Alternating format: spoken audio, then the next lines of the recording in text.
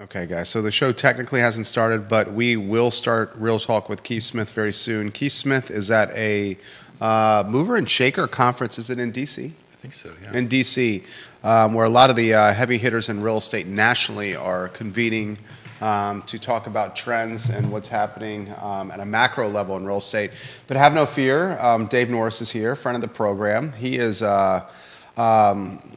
knows this community inside and out. He knows this community from a real estate standpoint, knows this community from a politics standpoint, a nonprofit standpoint, a restaurant standpoint, a parking standpoint, a downtown standpoint. I think that is all fair.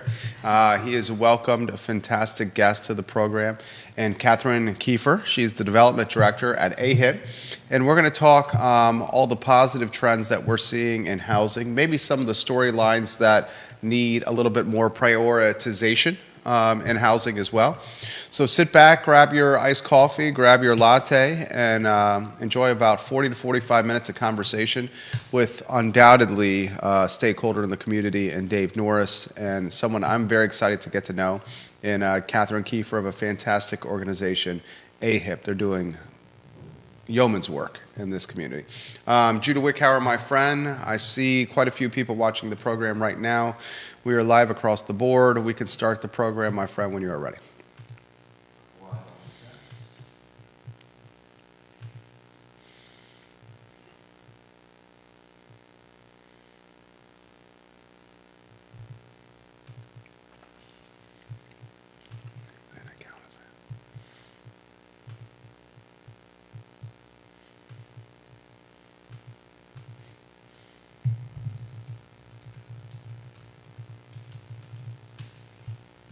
Good Friday morning, guys. My name is Jerry Miller, and thank you kindly for joining us here on the I Love CVille Network on one of our favorite talk shows, Real Talk with Keith Smith. This show is a spotlight on the real estate community in the Central Virginia region. It's a 300,000 person market, roughly, and we have a lot of trials and tribulations as it applies to housing. And today's show will kind of unpack some of those solutions and some of those elements that we may need to focus a little more upon. Judah Wickhauer, the man behind the camera, the director and producer. I try to highlight this gentleman at the start of every program because we cannot do this without Judah Wickhauer. Today's show will not feature Keith Smith. He is at the Riz Media convention in our nation's capital, and he is moving and shaking with some of the leaders in real estate nationally to discuss some of the macro trends, headwinds and tailwinds that are facing the industry. But he has welcomed Dave Norris to the program. I think he is a household name in this community. And Dave Norris has welcomed Catherine Kiefer to the program. Judah Wickhauer, studio camera, and then a three-shot with Dave and Catherine. Dave, it's great to see you today. It's good to be back, Jerry. I'm honored to have been asked by Keith to fill in for him. But, he has huge shoes to fill, and I don't know that I can do it justice. I don't have the accent. I don't have the fashion sensibility. I don't have the humor that Keith does, but I will do my best. And I'm thrilled to be joined by Catherine Kiefer, as you mentioned, who's development director at Albemarle Housing Improvement Program, or AHIP, and we're going to learn a little bit more about AHIP today. Hopefully give an update on the Carr Foundation, which is my newest job since earlier this year. And as you say, talk about housing. We're going to talk about some of the trends and challenges, specifically with senior housing, because Catherine's involved with an initiative there that we'll learn more about. And let's take it away. We got Kevin Yancey watching the program, TV station down the road watching the show, the local newspaper watching us today on the program. Catherine, we will start with the easiest question of them all. Introduce yourself to the viewing public. Sure. Thank you so much. Thank you so much for having me this morning. So I'm Catherine Kiefer. As stated, I'm with Albemarle Housing Improvement Program, or AHIP. We're a local housing repair nonprofit, so we provide homeowners who are income eligible home repair services to maintain their homes and preserve their homes for the city of Charlottesville and Albemarle County. Fantastic group. Yeah, absolutely. Tell us a little bit more about yourself. How long have you been in town? Sure. I'm a UVA grad. I got here in 1997, class of '01, Nice. And have been here for the majority of that time. Boomeranged around a bit, but couldn't resist coming back to Charlottesville. So love it and don't plan to leave ever again. The hook The hook? gets the hook into you. People do occasionally try to leave Charlottesville. They and do. They We don't. always come back. It doesn't last long. I think 13 months was my maximum. What is it you love about the area? There's so many things. I think the small town feel, the Four Seasons, we're having a beautiful fall right now. So this is certainly a reminder that September in Charlottesville is one of the best times ever. And of course, the Who's. Yeah, so Jerry, a lot of when you and Keith are on the show, a lot of the conversation is, how do we help people access homes in this market, which can be challenging, and what are the trends in real estate, and how to help people access all kinds of housing, whether it's high-end housing or first-time home buyers or whatnot. And so with AHIP is a little bit of a different tack, which is how do we keep people in their homes? How do we prevent people from losing their homes, which is just as important a piece of the puzzle. And as Joaquin Nguyen, who's a local notable and chair of the board, or vice president of vice our board, president of the board of AHIP, likes to say, is like, it's not enough to get people in homes. We have to stop people from losing their homes, and it's all part of a strategy, a holistic strategy of housing stability for our region. And our nonprofit, the Charlottesville Area Association of Realtors Foundation, is we've got quite a number of board members who are very excited to partner with AHIP, support AHIP, and so I'm thrilled to give Catherine a chance to tell us a little bit more about what AHIP does. Tell us a little bit about your programs and how you make an impact in our community. Yeah, I'm excited to. Well, first of all, AHIP's been active in this region since 1976. We're going to come up on our 50th year of being active. We were started as a volunteer organization at the university, so kind of come by it honestly. And then in 1995, we took over this CHIP program, which was the city of Charlottesville. So for the last 30 years, we've been operating in Albemarle County and the city of Charlottesville, repairing homeowners. I think Dave spoke to something very important, which is there are many people in the city and the county who have generational homes that they've inherited. We're looking at third and fourth generations occupying owner-occupied housing, and being able to maintain those homes and stay in those homes is a really big piece of that housing puzzle that we're trying to solve. So preservation is really what I would say AHIP is about at the very core, and also making things more livable, making them safer. There are a lot of challenges facing a home. Everybody recognizes, when your HVAC goes out and we're having a Charlottesville July, that's a big deal. That's a big deal. Same thing about, crossing a threshold that used to be fine, but as you age is more challenging to navigate. So it becomes a health and safety issue. And so that's one of our, keystone priorities that we like to work with. So questions are coming in already for Catherine. Oh, wow. This one right here is, can she highlight the income requirements or thresholds to get help from AHIP, please? That's a great question. That is a great question. So we serve income eligible homeowners, and homeowners is a something to call out. It's not available for rentals. However, we serve anyone who's under 80% of AMI, which is area median income, which currently sits at around $123,000. And it depends on the number of members of your household. So I can't quite say exactly what you have to make depending on your dependents or how many people occupy. It's standard, but it's at 80% of AMI is eligibility. So the HUD family household income in the 2023 calendar year was $124,200, which is a pretty astronomical number. The second most expensive metropolitan area in the Commonwealth, the one we're in right now. Have you seen more requests for help as the cost of living has become more difficult to manage? Absolutely. And I would say we've always seen a demand. A lot of our homeowners are at significantly less than that 80%. Average income of households that we served in last fiscal year was hovering around $32,000. Wow. So if you consider that an HVAC replacement is $8,000, that's a quarter of your annual income and almost insurmountable. So there has always been a demand, but yes, Jerry, of course, as finances get tighter, it's infinitely more challenging. You have to make a decision whether you want to purchase food, whether you want to pay your utility bills, or whether you want to make sure that the ramp that's getting you in and out of your home is sturdy. You have to make decisions. And so certainly we've seen an increase in demand. Our wait list still has clients on it. And of course, we try to prioritize those health and safety issues first, and so making those a priority. Can you give us some sense? I see you have some numbers here. Some sense of your impact, how many people you're serving, Sure. That sort of thing. I'd be delighted to. So I'm going to use last fiscal year, which is, in our fiscal is July to end of June. So in last fiscal year, we served 108 households in the city and county. And those repairs ranged from anything from a small electrical panel replacement to a full-scale rehabilitation, roofing, structural repair, things of that nature. So in those 108 households, we had more than 180 repairs, rehabilitations, and energy efficient upgrades. So serving, I think that's an incredible number. That's an incredible number.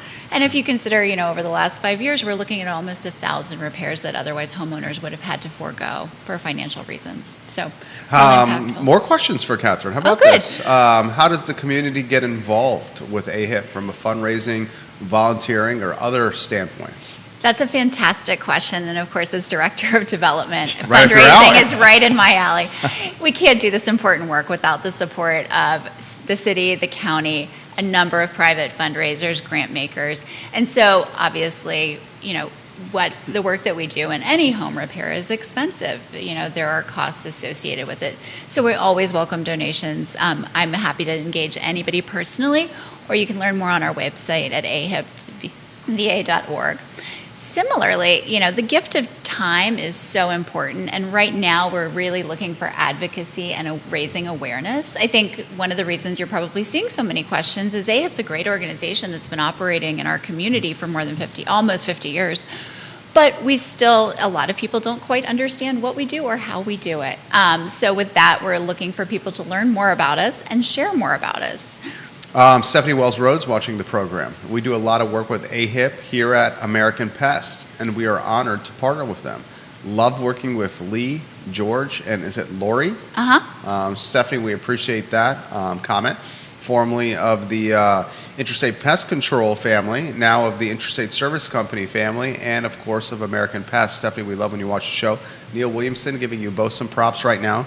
Questions are coming in for Dave, and we can table these for now on the Cavalier Crossing recent purchase that made the news, to get your take on that. Yeah. I got a question for Catherine. 50 years is a milestone. It is. Anything cooking for the 50-year We are anniversary? absolutely cooking. Thank goodness we have another 2.5 years before that is there, but we will be celebrating in a big way. I think that the impact that we'll see over those 50 years and what we're planning to do moving forward for the next 50 is very exciting. Another question's in the feed here. Does AHIP focus on one or two jurisdictions, or is it in the region across the board? It is not regional, so it's a great service, and I regret that it isn't available to multiple counties and other municipalities, but we only serve the city of Charlottesville and Albemarle County at this time. Richard Fox giving Dave Norris some props right now. We love me some Richard Fox. Richard Fox, same. We love when you watch the show.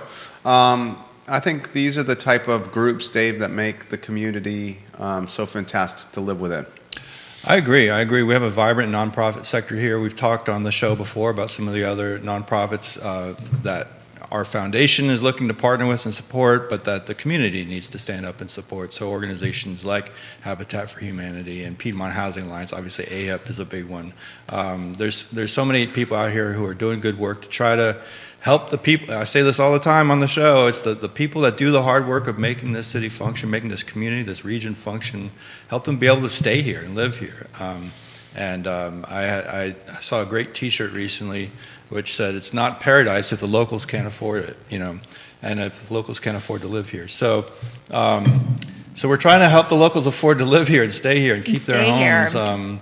One of the aspects of your work that I've always been touched by, and I actually had the opportunity when I was mayor to volunteer with a service project that has to do with installing ramps, emergency access ramps or wheelchair ramps. Yep. Can you talk a little bit more about that? Because I know that's huge for older residents or people with disabilities. It is. It's life-changing. If you consider the barrier of getting in and out of your own home and, making that 4 stairs almost insurmountable, literally, that's a real big deal. And so you're right, the ramp installation is huge. And I've actually volunteered since I've joined AHIP. It's one of my favorite volunteer projects that I sort of pop in on and developed a little bit of an aptitude for.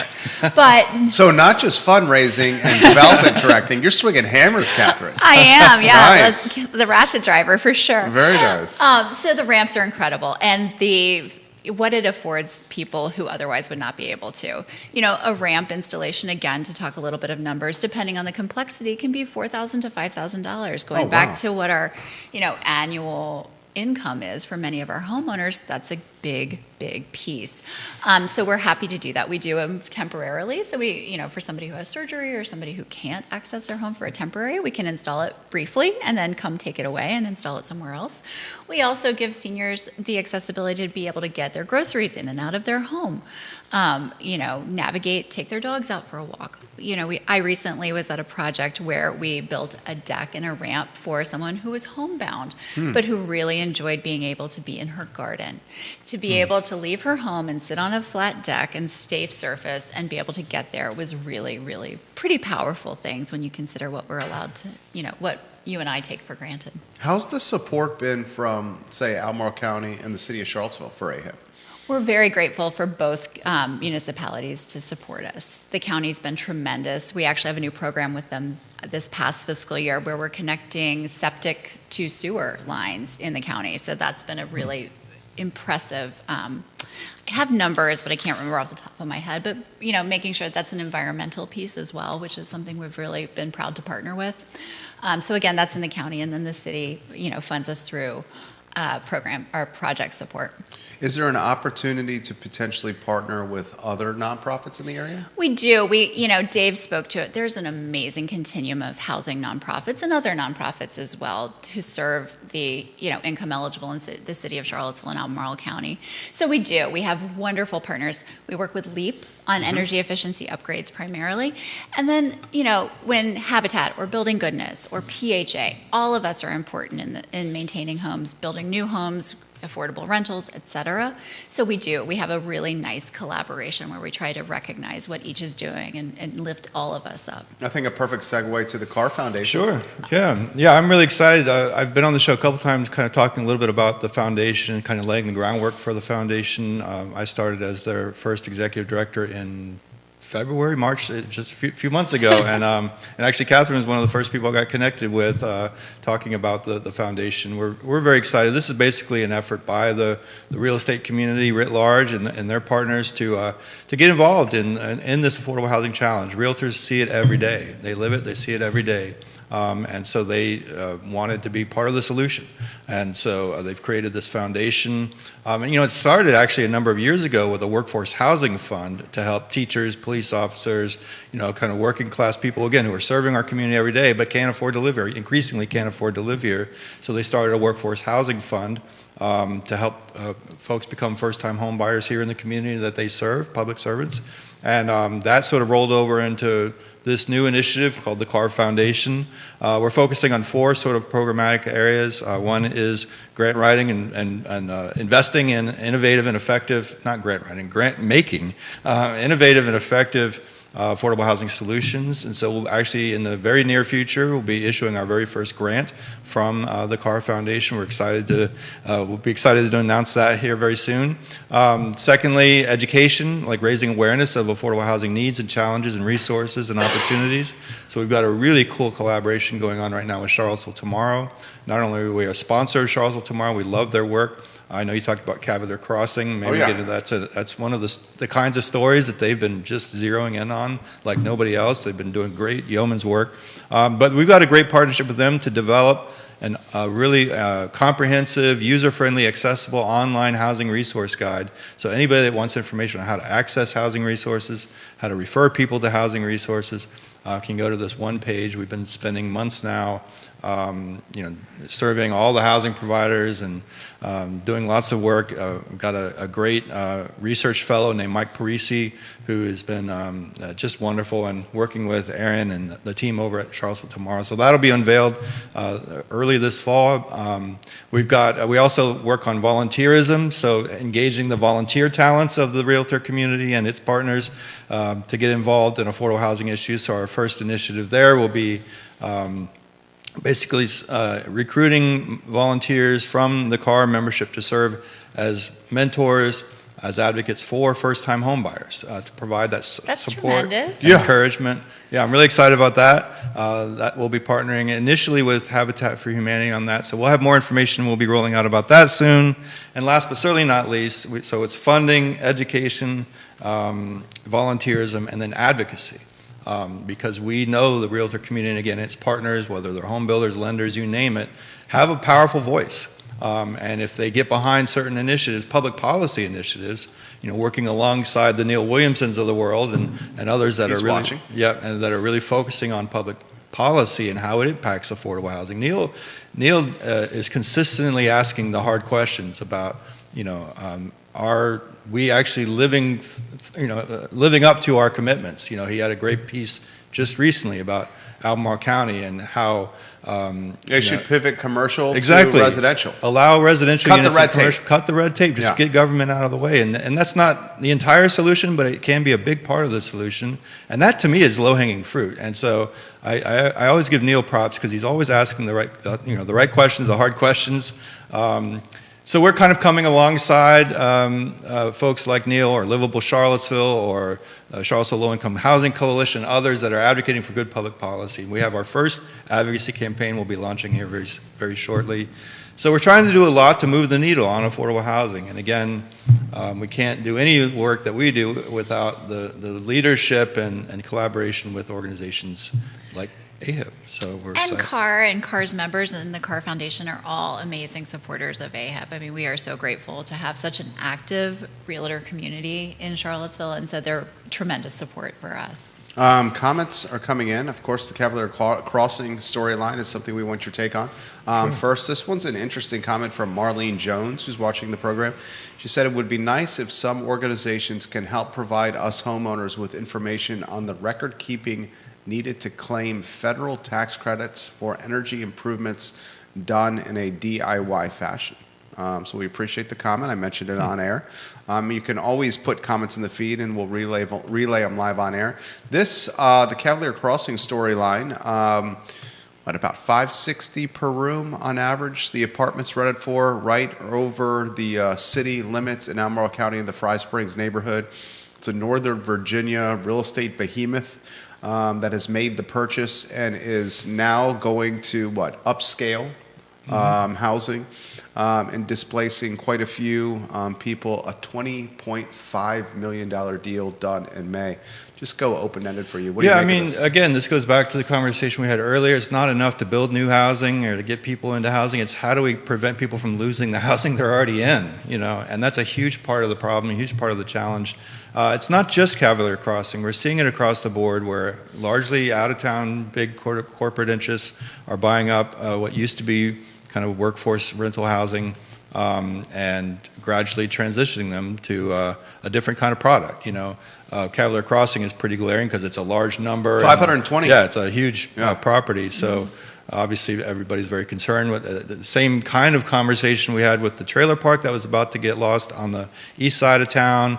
Carlton, but 61 units, I believe, 61 yeah. units, but thank God we had leaders like Dan Rosenswag and Sunshine Mathon who stepped up, and the residents themselves and legal aid in the city just jumped into it, and within a matter of 30 days, really saved those homes. I mean, it's going to take a while to actually implement that effort, but they got a commitment from the city of a significant amount of cash from the city's housing trust fund. And to be able to purchase the property and avoid having to evict 60 families, that's, again, we want to be able to keep people in their homes. And it's not easy. It's not always easy work. There's no easy solution to something like Cavalier Crossing. The city's not going to come up with $20 million to buy Cavalier. It's not even in the city, but the county, local authorities. So, but it just brings to mind that we can't rest on our laurels. We have to constantly make a priority of building housing, keeping people in housing, getting people access to information and resources about housing. It's a comprehensive strategy. I have no answer to Cavalier. I mean, I don't know if you have the. You have a take here. No. Do you have something to say on this? No, I'm happy to just Okay. absorb. But, Okay. I do. I think it's important to maintain all the housing stock that we have and make sure that it's a diverse housing stock, whether it's rentals, whether it's affordable home owner occupied, all of those things. So I do have a sort of a take on it, Sure. which is Clay County. What's the county in North Carolina? That's Cary County. Okay. The current county manager of Cary County is David Ellis, who used to be assistant city manager here in Charlottesville. Okay. And we went down a couple years ago, folks from the Housing Authority here and others, to learn some of the initiatives they have in Cary County for making housing affordable or keeping housing affordable. One of the most exciting ones was the strike fund they set up, which I think is a brilliant idea. It's a very simple idea, which is have a very flexible, very nimble pot of money, so that when properties come up that are in danger of being lost from the affordable housing inventory, or properties that could be developed as affordable housing that are currently vacant, they have the ability through this strike fund to just jump on that and to buy it and hold it, and then they work with their local nonprofit housing providers to either develop it as affordable housing or mixed income housing, or to save it as affordable housing. That's a powerful tool that I wish we had here. I'm not saying that necessarily could help with Cavalier Crossing, but it certainly could be part of the puzzle. But ultimately it comes down to having the dollars. And so I've said this for 20 years now, that none of this happens without funding. None of this happens without money. And whether that's local funding, state funding, philanthropic funding, federal funding.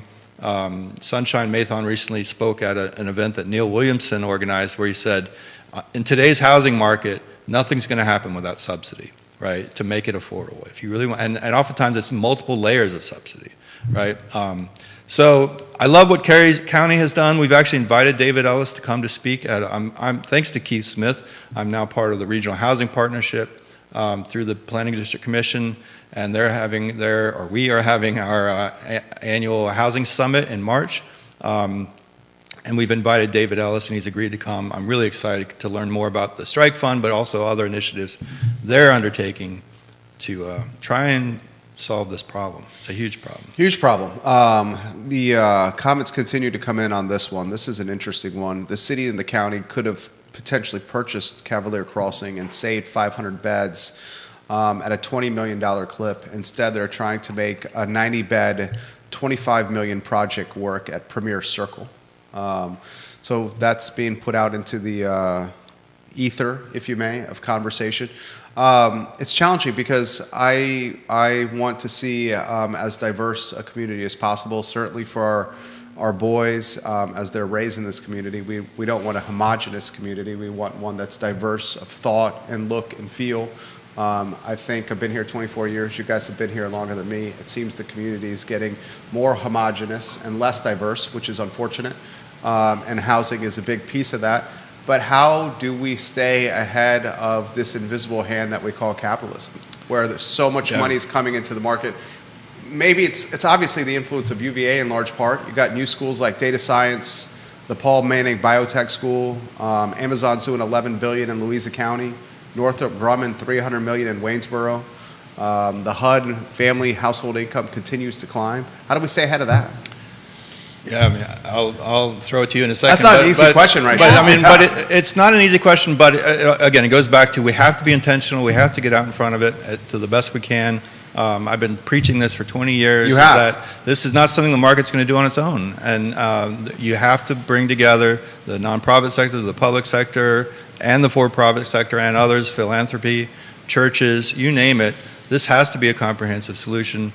And because it's not going to happen on its own. The cities where they have naturally occurring affordable housing are the ones that are not seeing investment, right? And so you see old industrial cities where there have been capital flight, and there's a lot of affordable homes there, but it's not for a good reason. Well, the cities that have natural occurring affordable housing, as you pointed out, are the cities that are often facing economic hardship. That's my point, yeah. And so it's a good problem to have. We like the fact that there are people investing and creating jobs here and creating economic opportunity here, but people are being left behind. People are being left out. People are making incredibly difficult choices. Catherine mentioned earlier about, do you put a new roof on your house or do you feed your kids? You know, like that's literally the kind of everyday life choices that working people are having to, and people with disabilities and elderly people and others are having to face every day in this community. And local officials need to make housing a higher priority, whether that's sometimes, as Neil says, just getting out of the way, whether it's building new housing to increase supply, which helps with pricing,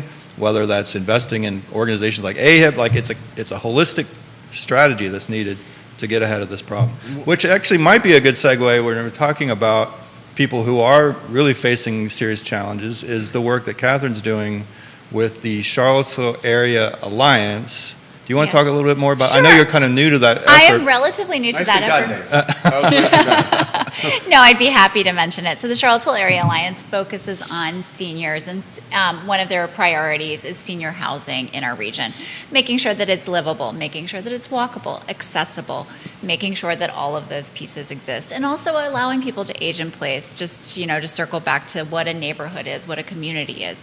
You want to make sure it's a lot more than just a house. It's also the sidewalk. It's also the person who can watch your kid for 10 minutes while you need to run to the store. That preservation and maintaining, a neighbor who's older and who may be at home and is able to, become a child care provider. Those sorts of pieces are a lot more than a house is. So again, the Alliance is really recognizing the importance of aging in place and making aging in place a safety priority. So I'm really proud to be participating in that. And a lot more to come. We've got some initiatives that I think are great, exploring affordable senior housing, including accessory dwelling units, things like that. A lot more to come in that space. You said you've been in the community since 1997? I got here in 1997. So 27 years Oh my for gosh. you? Because August just happened. You came as a first year, right? I did. Okay, so I got here in 2000 as a first year at UVA. What have you seen in 27 years with this community that you want to champion, or that you may be concerned about? That's a great. I was actually talking to someone yesterday, and I realized that the entirety of my 27 years here, I have been a city resident. I have never stepped into Albemarle County. And so I was thinking, To live. To live, yeah. Yeah. No, I've never, I thought about it, and I recognized, what my rent was 25 years ago, and, thinking what it costs to own a home now. And I will be honest, if I had the ability to go back, I would have invested heavily in Yeah, real you would have bought like estate. 5 houses. Exactly. Absolutely, right. No, I think it's a tremendous community, and I love the fact that I can walk and wave to neighbors and see. And, I think it's important to me as a member of this community that I walk past and I see, a direct primary care physician who I can chat with, and, and then I see a chicken in the next yard. And so for me, it's really about that diversity and, neighborhood feel that I love about the city.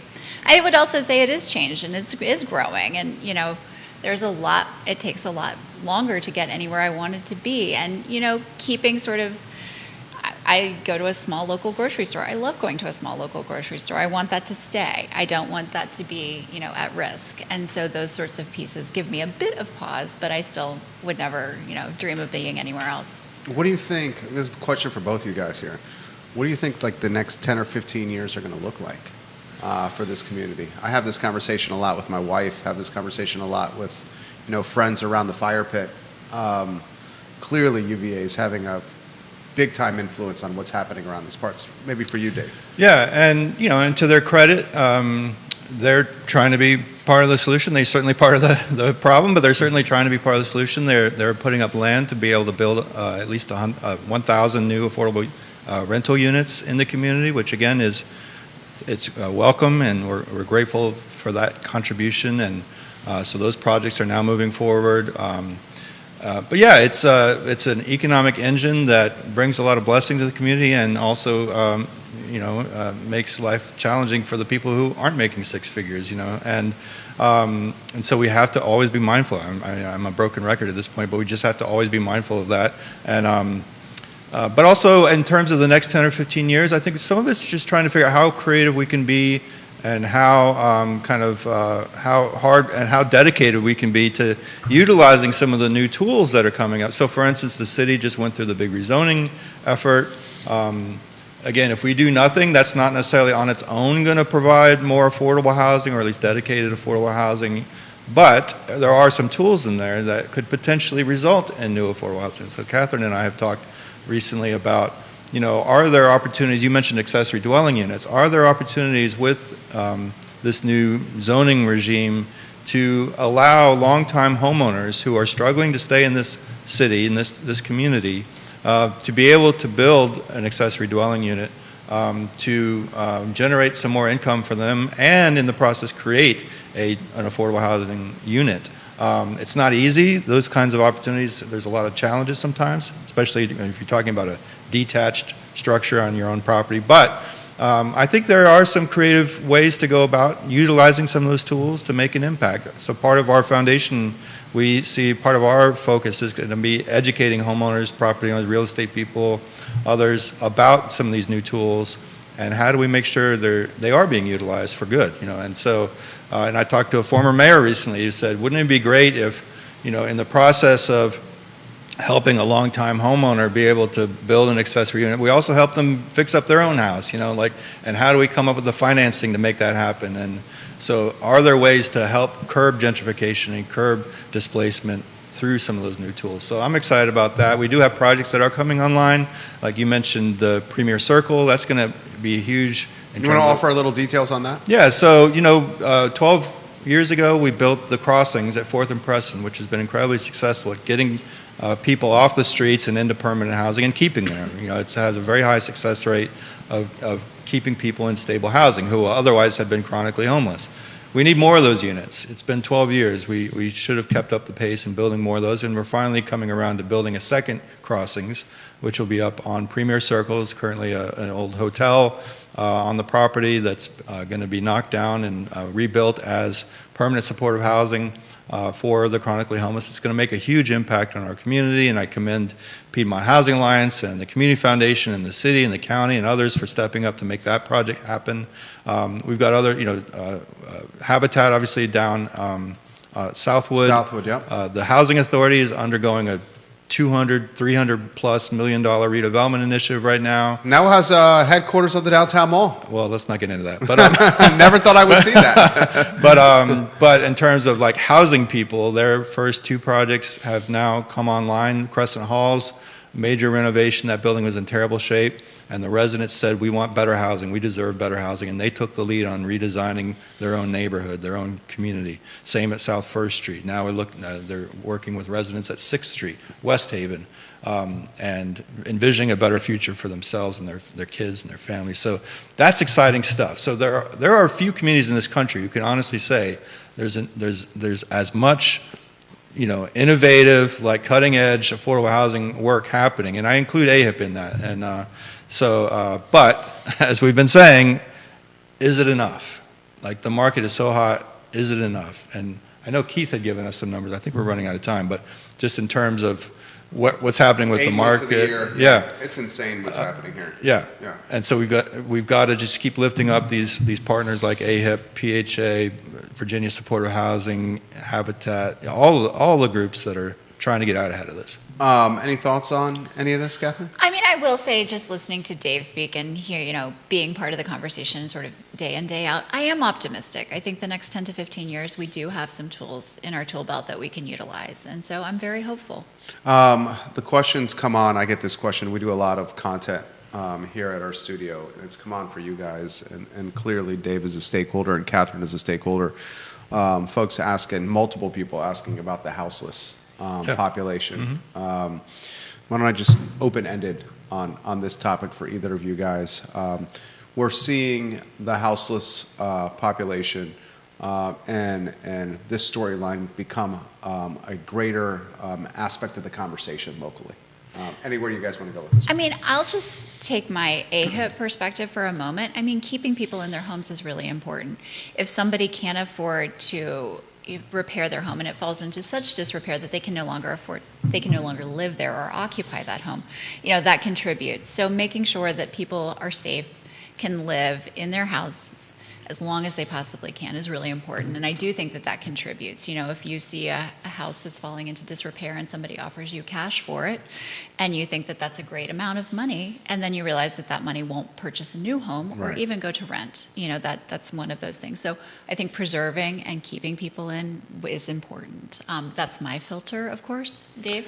Yeah, I totally agree. I mean, you have to look at it from a prevention standpoint. Like, how do we keep people from becoming homeless in the first place, whether that's by losing their homes, that way, or just getting evicted from rental housing, or just falling through the cracks of the mental health system, substance abuse, et cetera. There's a lot of reasons, and it's not enough to talk about sort of like once they're on the streets, but how do we stop them from, falling through the cracks in the first place? But yeah, and a big part of that is just having that a robust enough base of deeply affordable housing so that people have a better option and can afford something else rather than having to sleep outside. But it's also just supporting those nonprofits like Pacham and Salvation Army and Virginia Supportive Housing and others that are trying to be part of the solution, trying to build new housing, trying to make sure enough people, enough resources are available for people to get off the streets. The city's trying to step up its efforts. It needs a comprehensive strategy. I don't think we're doing enough. It's heartbreaking to me. I was really proud when we started Pacham in 2004. We got to the point after a fairly short time period where we had 100% of the people off the streets of Charlottesville. Like, we couldn't find anybody outdoors, which was remarkable. You know, not to say there might have been somebody hiding. But we could honestly say everybody who needed a pillow for their head had a place to sleep indoors. And now we see the downtown mall, encampments, and it's heartbreaking to me to know that people don't have those alternatives now. And so we've got to step up. And I don't have, the magic solution, but you know, you got to bring those partners together. The mental health issue is huge. Our mental health system in this state is decrepit. It's wretched. It destroys families. I'm one of them, and mine is one of them. And so many people are being ill-served by our I'm taking off my Carr Foundation hat for a second. But sure. So many people are ill-served by our mental health system in this state. And we don't have the resources for people struggling with addiction that we need to have. There are organizations that are, again, doing yeoman's work, but we need more state support. We need more community support.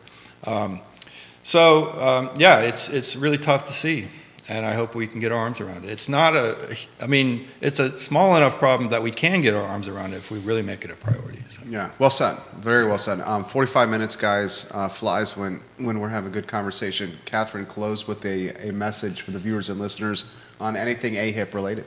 Sure. I just wanted to thank you both for letting me speak about AHIP and, you know, sharing the word about what we do. We do have a lunch and learn coming up. So if anybody was listening to this and wants to learn more, next Thursday, the 12th at 1 p.m. Northside Library, I will be there sharing, you know, slide decks and sandwiches from the Markets by Tiger Fuel, a good Nice. partner of us. So again, if you have any questions, you know, please reach out to me. I'm happy to answer anything. And I really do appreciate raising the awareness about our nonprofit and home repair in this area. Thank you. Absolutely. Same one for you, Dave. Yeah, well, thank you for coming on and sharing more about AHIP and the great work that you all do. And the Carr Foundation, we're about to unveil our first website. So be on the lookout here in the next few weeks. CarrFoundation.org. I'm very excited. CAARFoundation.org. And we've just filmed a promotional video so people can learn more about the Carr Foundation. That'll be on the website.